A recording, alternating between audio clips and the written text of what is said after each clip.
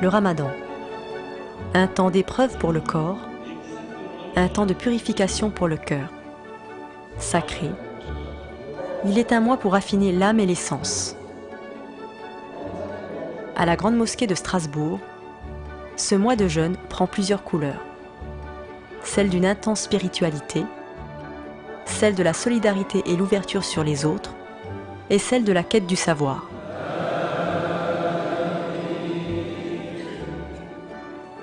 Une ultime finalité, consolider un islam de France équilibré et éclairé. Un islam de l'espérance, le seul qui puisse exister. «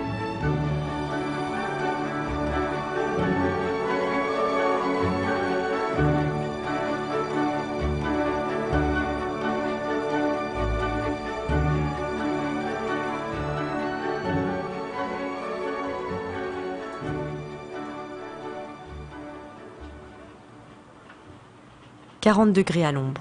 Rares sont ceux qui s'aventurent par ce temps caniculaire sur l'esplanade de la Grande Mosquée, sauf pour Aïcha, la chef cuisinière et sa brigade. Elles ont l'immense tâche de nourrir pendant tout un mois tous ceux qui viennent rompre le jeûne.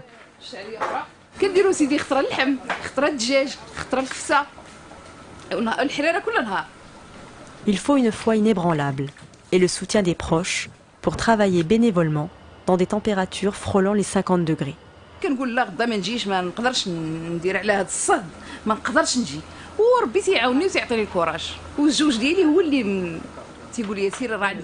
Entre deux prières, les causeries religieuses qui rythment le Ramadan sont des moments appréciés.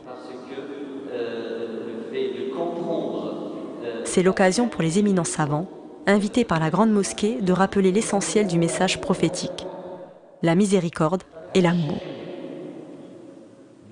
يقول الله عز وجل ادفع بالتي هي أحسن فإذا الذي بينك وبينه عداوة كأنه ولي حميم.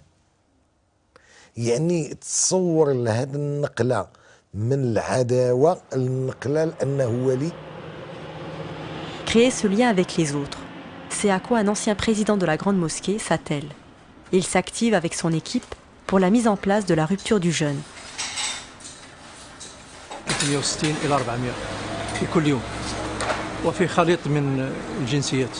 عندما يأتي غير المسلمون فيلاحظون على أن فيه انسجام وفيه تكافل وفيه الحمد لله روح إنسانية لا نفرق بين مسلم أو غير مسلم فالكل في حاجة إلى مساعدة الآخر. Toujours la même. Si on change, les gens ils sont pas contents. Il y en a qui viennent exprès pour le harir. Offrir des repas pendant le mois de Ramadan remonte aux années 80. Elle est une action phare qui mobilise un effort budgétaire et humain non négligeable, mais louable de la part de la Grande Mosquée.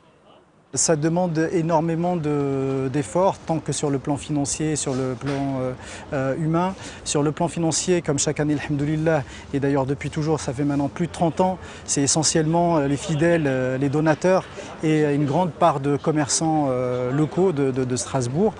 Aux côtés des commerçants, il y a certainement les bénévoles. Leur sourire traduit bien leur motivation.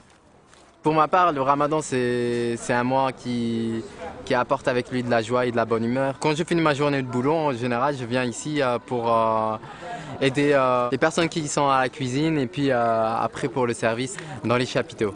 C'est à l'arrivée des premiers bénéficiaires de ces repas qu'on saisit pleinement l'envergure de la fonction sociale de la Grande Mosquée. Beaucoup de ces bénéficiaires viennent de loin et souvent d'endroits déchirés par la guerre.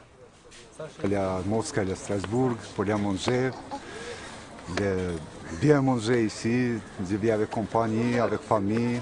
بحس يعني كاني ببلدي يعني الحمد لله رب العالمين يعني كلنا اخوه يعني حتى لو كنا بالغربه يعني بنحس انه فينا اخوان في الاسلام.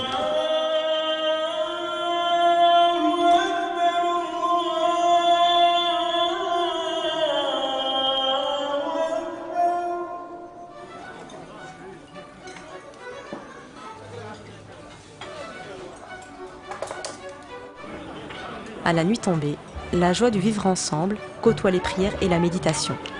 La communion est là et elle a l'allure d'une fête. Toutes les nuits ramadanesques, c'est des nuits de fête. L'humanisme, c'est ce qu'on voit ici tous les jours. Quand on rend le jeûne, quand on partage ce repas ensemble ces chapiteaux magnifiques, on a tout simplement chaud au cœur.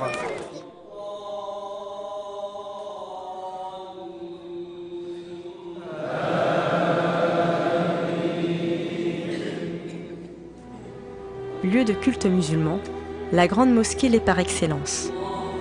Mais au-delà, c'est un lieu où se manifeste la citoyenneté. Elle fait partie du paysage cultuel et culturel de Strasbourg. Cela implique des droits, mais également des devoirs. Comme disait M. Roland Ries, maire de Strasbourg, je vois que ce soit musulman ou autre, il a les mêmes droits et les mêmes devoirs. Donc nous, à partir de là, ça nous convient très bien en tant que communauté musulmane française. Donc on gagne nos droits, on les a parce qu'on les a sur le terrain. Et les devoirs, donc c'est ce qu'on essaie d'enseigner aux autres pour dire que les valeurs de la République, il faudra que ce soit un respect.